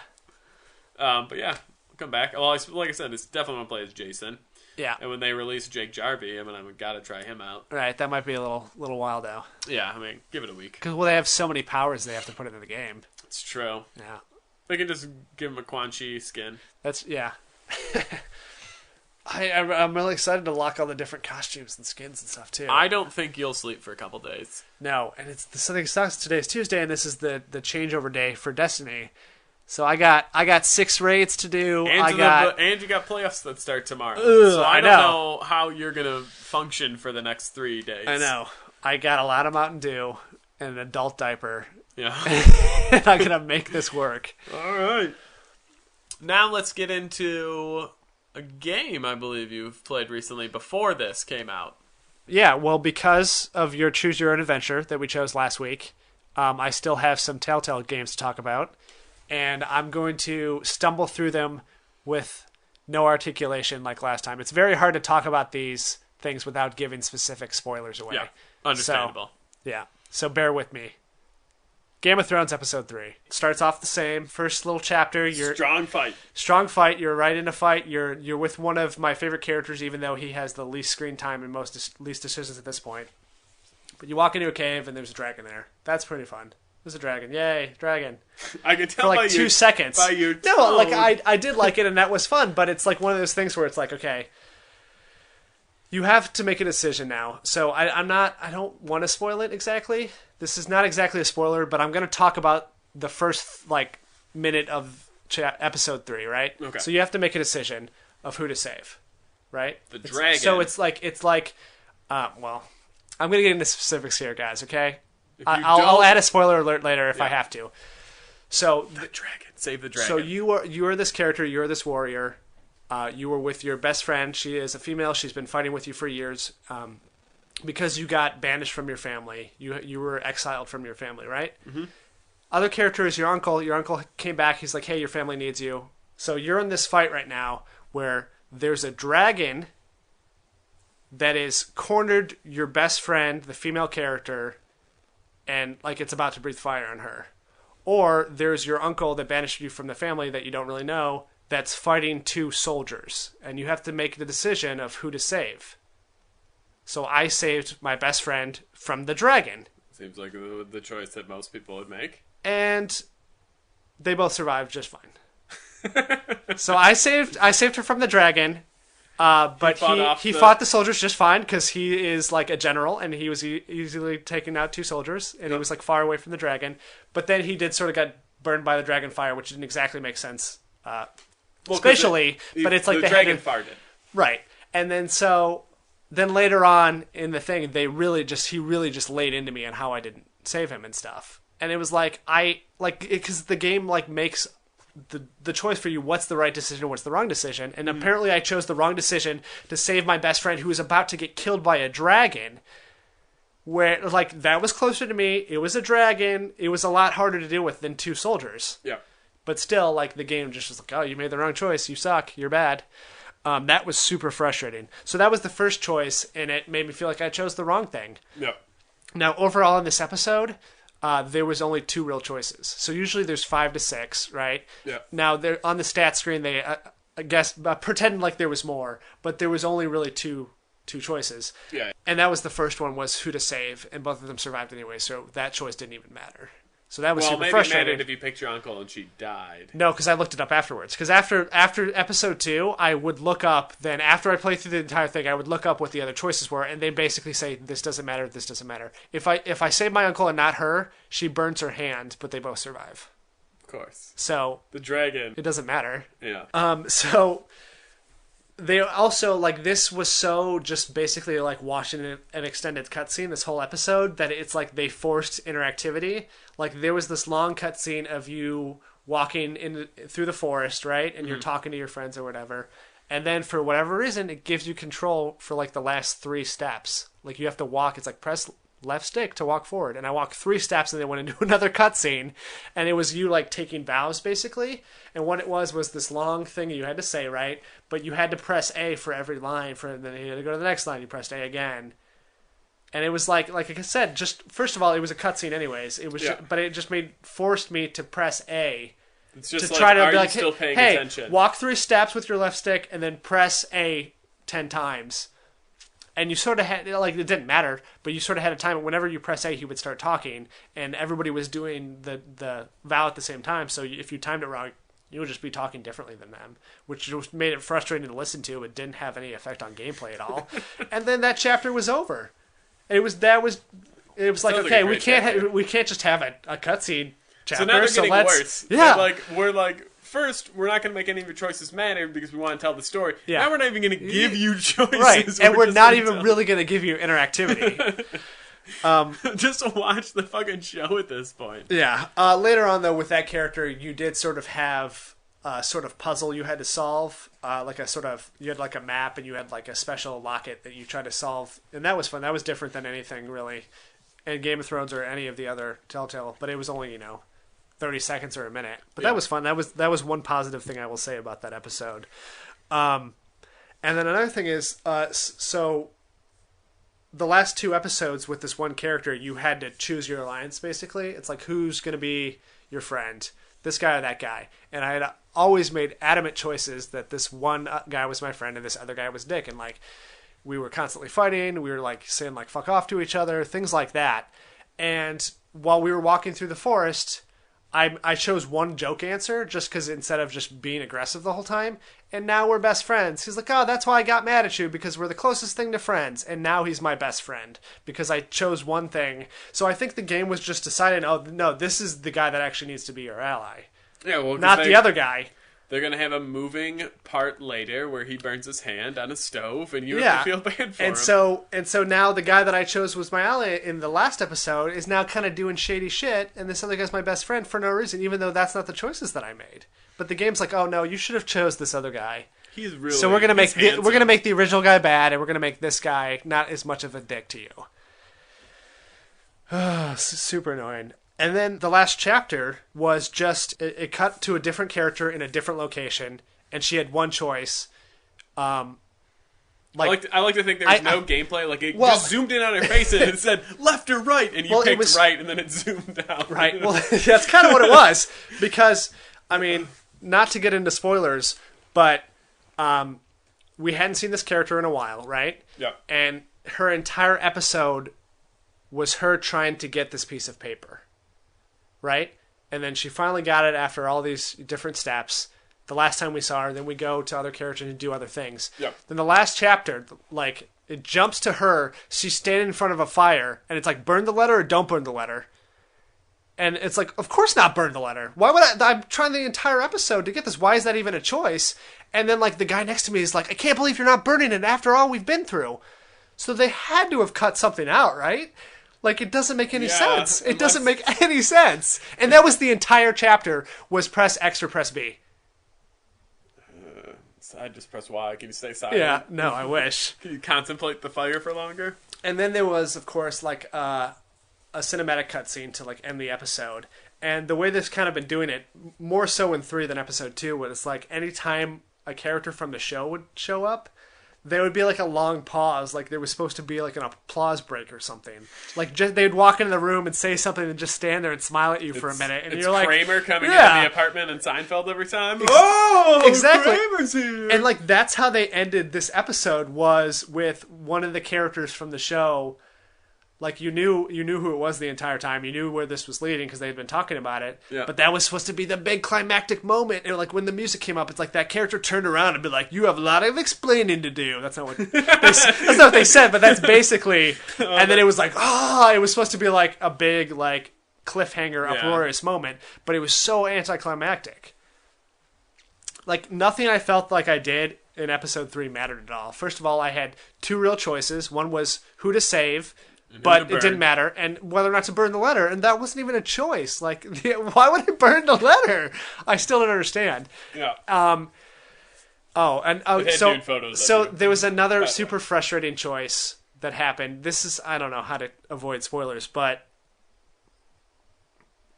there was a semi-choice that happened in the game. So another problem with this is, like, for all your characters that you have a bunch of different characters, but you're always faced with, like, the same choices or type of choices.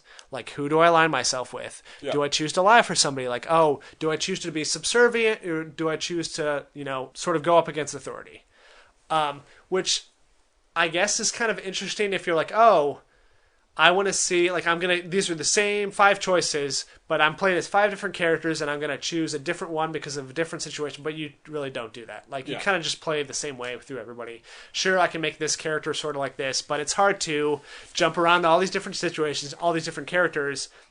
Given the same choices all the time, you're going to tend to always choose the same thing, you know? Because you do sort of, like, create a character that you're playing, even if it's 5 characters. You're like, okay, I don't want this guy to ever bow down to this tyrant. I'm always going to, like, you know, buck authority. And you kind of just do that with everybody. You're like, I never want to bow down to people if that's the choice you choose.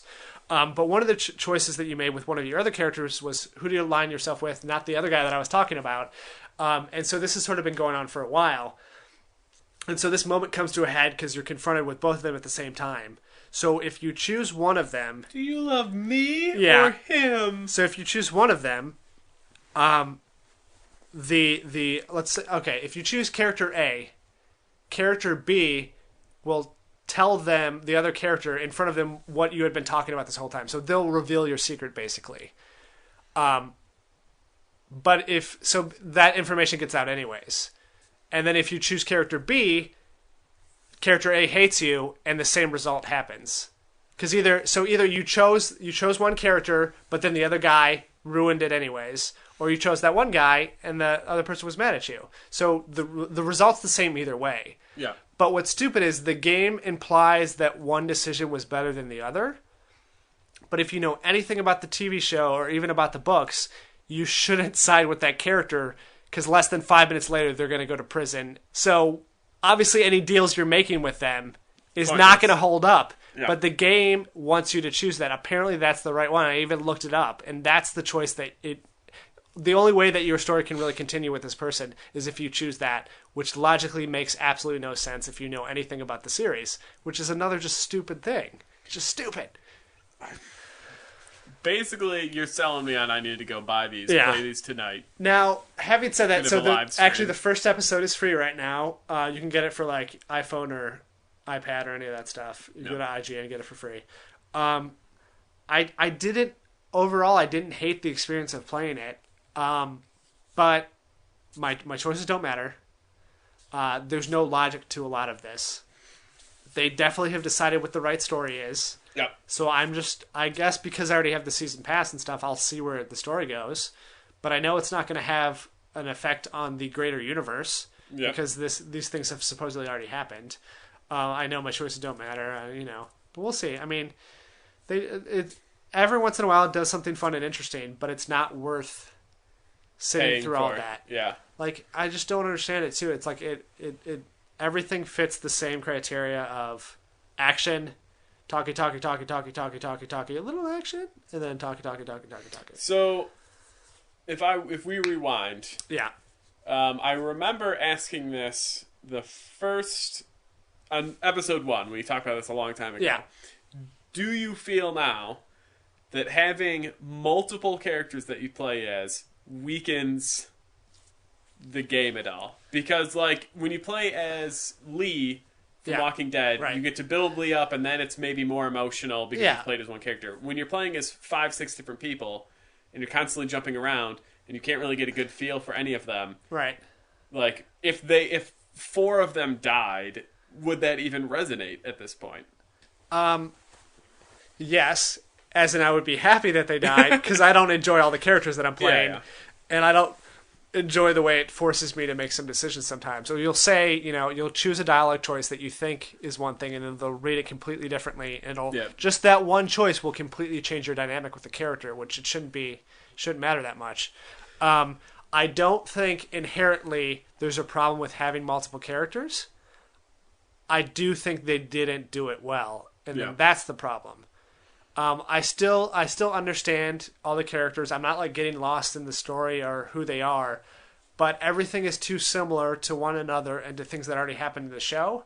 So it's like I already know what decisions to make and what not to make. Like I know, like, hey, I can't go against this person because they're gonna kill me, or I can't go. At the same time, there was a decision that happened in episode 3, I believe. Yeah. Where I'm like, in real life, or whatever, like if I was actually this character in this universe, there's no way that I would make this decision, but I am gonna make this decision just because I know that this is what the game is telling me I'm supposed to be doing. Yeah. Like if I did this in real life, well, if I did this in the actual Game of Thrones universe, I would be murdered. I would be killed for it. But I know they're not going to kill my character for making this choice, because the game obviously wants me to make the choice, and obviously they've already wrote this into it. So I'm just going to pick that choice that's super risky, that I don't want to do, because I know that that's the only way to continue this guy's story. It's broken. Yeah, it's broken. Yeah. But whether or not, I think, not to jump ahead, but Tales from the Borderland, you play as 2 different characters, and they do that in the right way, and that way's fun. And I make different decisions based on those different characters. I think there's a limit. I think like you could maybe max out at 3. Yeah, unless if you do it really well. That's the problem. Is it just makes it harder. Yeah. And if they're not good writers or they don't know what they're doing, it's going to make it impossible. But like when I think that you said there's 5?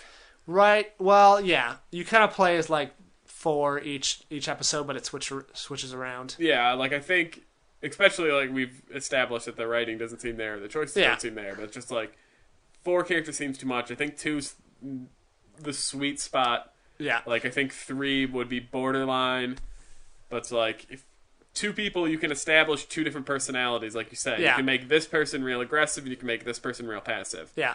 If you have 5, you're just like, I don't fucking care. Everyone's drunk. Yeah. And like the choices, I was thinking about this while I was playing through, is like the choices themselves never seem that, like, I feel like I can't even create a character because the choices always are so forced anyways. Like what I was thinking about is like Mass Effect, right?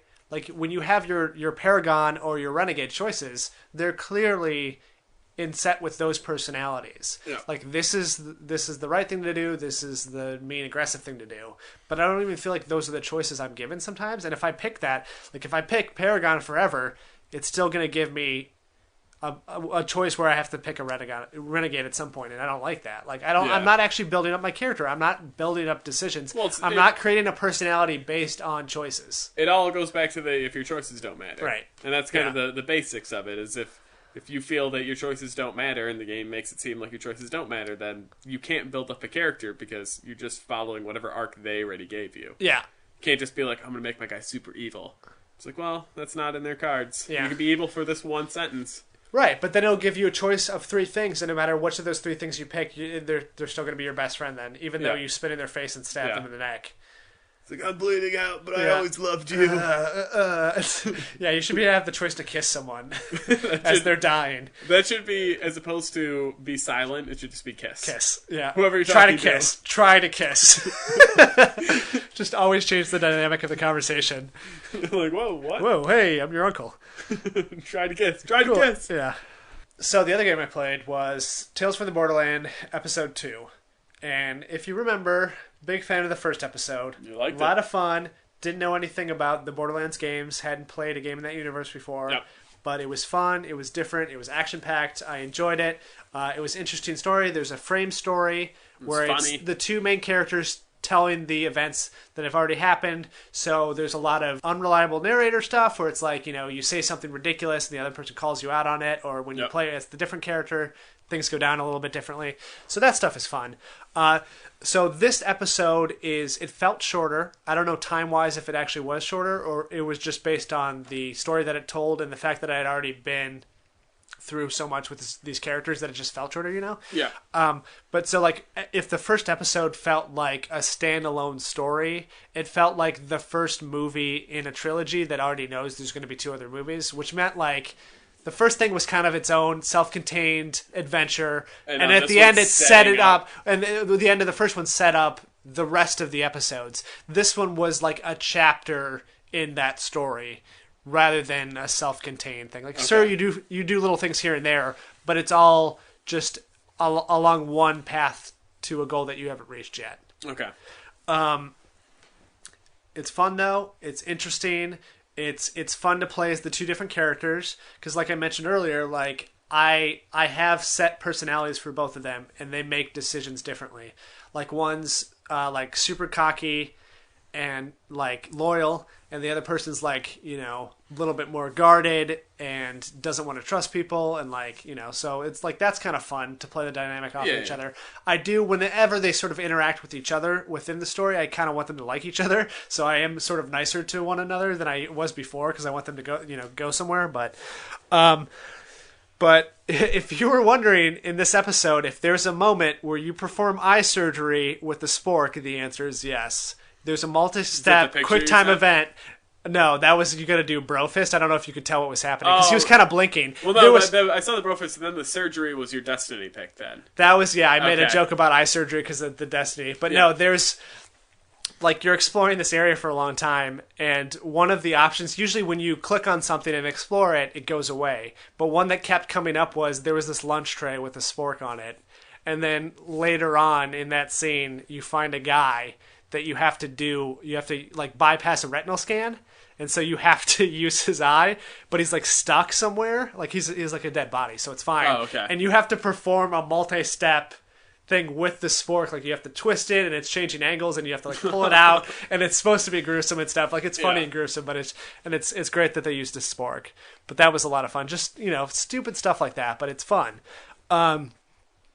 The story moved forward a lot. Like it really did. Was the first chapter to, I would say, the second half of this thing. There's only 5 episodes, and we're less than halfway through, but it got the story moving. It was fun. I'm just trying to be quick about it. I don't know what else to say other than it's a good super on board in the first episode. Yeah, definitely on board for this one. I just have fun playing it, and like there's even been reoccurring jokes from the first episode, or things that you know, decisions you made. Yeah. Like there was that, like even the funny decisions, like there was the awkward weird decision in Game of Thrones where you had to cheers the glass and clink it. This one had the like bro fist. You had to time the bro fist, and you're like, hey, like after you had this like heart to heart, do you give him a bro fist or not? And like that comes up a couple times if you, whatever decision you made. I'd say no. No. Well, because it was funny, because then it gets like kind of ridiculous if you do it and you keep just having a conversation where you're just saying like bro, and it's because it's the girl's version of what happened to the story. You don't realize it cuts out. He's like, we don't talk like that and stuff. So it was her making fun of them this whole time. Yeah. I'm sad that this is in the Borderlands universe, because I'd like to play this game, but I hate Borderlands too much. I know you can't get over it. I really think you should try the first episode if you can. And like you have this character, like all the characters have kind of come back into it too. Like they threw so many characters at you in the first episode, and some of them, sure, you just sort of pass through. Yeah. But a lot have come back more than I expected, and they really do have distinct personalities. Like you have this loader bot, this robot, that has like one of the best personalities in the game, and he just like pops in, pops out, does some things, leaves again, but he's great. Yeah, I mean it's fun. It's the story. I'm really just interested in the story too. Like even if I was just watching this as like, you know, like an animated movie, it seems like it would be a fun adventure sort of thing. They use the frame story less in this episode. They do start cutting back and forth now between characters in the same episode, which makes it more like action-y and more fun. You know, it's not hard to keep the two characters apart, so that's fine. But before it was like, okay, you had, you know, this story from character A's perspective, then this same story from character B's perspective. Now it's like, because you guys are together doing stuff, it's like moment to moment, things are interweaving. Also, I made a couple decisions where I'm really like, I don't know how this would have turned out if I picked the other thing. I was really interested in maybe going back and playing through again, because I felt like those choices did sort of matter. I don't know. It's fun. I'm on board. Yeah. I mean, if you just, you know, the juxtaposition between this and Game of Thrones. Yeah. Both made by the same company. But completely different groups working on it. But it's just like, this is how you do a good Telltale game where the decisions matter, and it's, you know, entertaining, and I actually care. Yeah. And this is how you screw up a Telltale game. But that's the thing too. Like, I don't know, because I haven't played Borderlands. I'm gonna tell you right now, there's no story of Borderlands. So right. It's not so like I'm saying, like they took the universe, they took some elements that made it unique, whether it was the visual art style or the fact that you're, you know, looking for loot or, you know, stuff like that. And they've made that into a game that stands alone on itself, and it's fun on its own. Where like Game of Thrones is the opposite. Same with like Walking Dead is like take the universe, take the pieces, and build my own thing with it. Where Game of Thrones is just like trying to be a 1-to-1, which isn't working. Yeah. I would highly recommend this though. Any of our listeners, if you haven't played it, try the first episode. If you don't like it, then probably not for you. But it is a lot of fun, and I feel like it is the most different out of all the different Telltale games. It is the most unique. So, and it is fun to you do pick up stuff along the way. You have the choice to loot dead bodies. You can then use that money to buy stuff. Yeah. There was a choice where you could upgrade. You went to this garage and he was fixing your car, and you could get all these different upgrades to it. And I didn't do it because I wanted to save my money. But just customizable choices like that then carry through the rest of the game. You can choose to buy a mask in the first episode. You can change your clothes.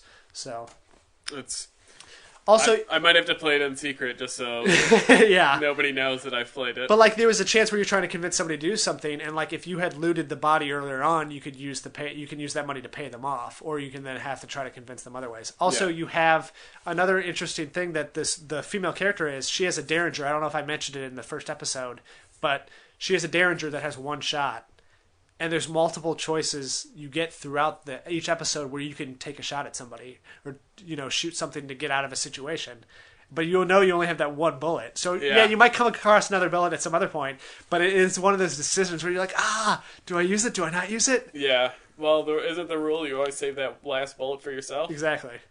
So I'd feel bad, but I know I probably wouldn't use that bullet. I wouldn't use a bullet until I got another bullet, and I bet that they won't give you another bullet until you use the first bullet. I used the bullet in the first episode, not the first chance I had to, but I used it to save somebody else's life. Yeah. And then the second episode, you get then an upgrade to the weapon. It still shoots one bullet, but then you have elemental things. So now you can have fire, electricity, or something else, poison. Yeah. So now not only do you have to choose when to use it, you have to choose which one of those three to use. That sounds too intense. But it's just, it's a fun little, because it's one of those spur of the moment things like they do in Wolf Among Us. I don't know if they did in Walking Dead, where everything slows down for a second because you can see two decisions happening. Yeah. So it's not like you have to do it super quick. No, I know, but I'd just be like, man, I got one bullet. The guy's not you standing in water, so I don't want to shoot it with lightning. But yeah. I'll probably try it. I'll probably wait till it's on sale, this next big sale. I will not get Game of Thrones. No. If you haven't watched the show, I also am interested, though. If you haven't watched it, I wanted somebody that's never watched the show to play through it. Maybe this stuff will be interesting because you're never experienced it before. Yeah. But, like I said, I don't know if there's a real draw there. If you don't really care about these characters in this universe, it's when you're talking, like I said, about trade negotiations the whole time. That's the which thing, is kind of what it is, because it's all diplomacy. It's all who do I trust? Who do I make a deal with? Do I backstab this person? I'm already anti-Game of Thrones. And for no good reason. It's just that... This is far worse than the show. Yeah. So then I'd be like, well, I'm probably not the person you want to test that on. Because I'd immediately start and just be like, this is stupid. Everything's stupid. I don't care. Yeah. Sometimes it's fun to play through a game that way. Just shitting on it the whole time. Like we do with Dying Light. Yeah. But, you've already shat on this so much. I know. I really didn't mean to. Because I was trying to think when I was playing through it. I'm like, do I care enough to play through the last 3 episodes? And my feeling was, yeah, I'm a little bit interested just to see where the story is going. Not because I feel like my choices matter, but because I've made it this far. I'm halfway through because there's 6 episodes of Game of Thrones. Yeah, and you've done 3. And I'm like, I paid for it as a giant bundle with all the other Telltale games. So I'm getting the episodes anyways.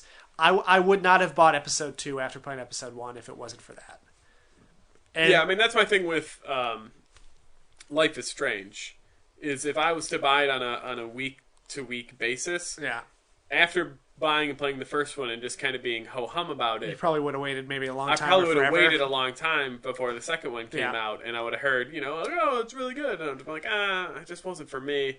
So it's the fact that I have the season pass that made me play it. And if the second one sucked too, I'd still just keep playing it because I'm just like, well, I just have to see how the story ends. Yeah. Even if the choices are terrible and whatever, and I'm sick of the drama, just be like, paid for a full game. Yeah. I should at least experience it. Yeah. Especially one that's not taxing. I paid for Bayonetta. Right. But I don't like Bayonetta. I'm not going to force myself to play it. Making dialogue choices is different. Yeah. And for the record, I have played and beaten Bayonetta on both. For the record, guys, if you're keeping track. Yeah. But I've been negative about Walking Dead Season 2 and about Game of Thrones. I still had a lot more fun playing Walking Dead Season 2. It's still a better universe, a better written story. Even if I felt like the choices had been taken away from me playing Season 2, it still was not to the degree of I'd be curious to see if they have a breakdown of which teams worked on which. Like, if it's like if it's a 1-to-1. You can look at the credits and just see, like, because that's what I do. And I was but I wonder if, like, Walking Dead Season 2 is now Game of Thrones. Right. Or if, like, Tales from the Borderlands was Wolf Among Us. Yeah. And maybe Walking Dead Season 1 I don't even know how much overlap there is because they're working at so many things at the same time. I think there are 5-6 different teams now. Yeah. And that's why the games are so wildly different. Yeah. Well, I believe it. Yeah. Because if they put 5 people in charge and those 5 people all have different ideas, they put the guy who's in charge of Game of Thrones as somebody who really likes Game of Thrones. Yeah. So he's just like, I like the show, we need to mimic that.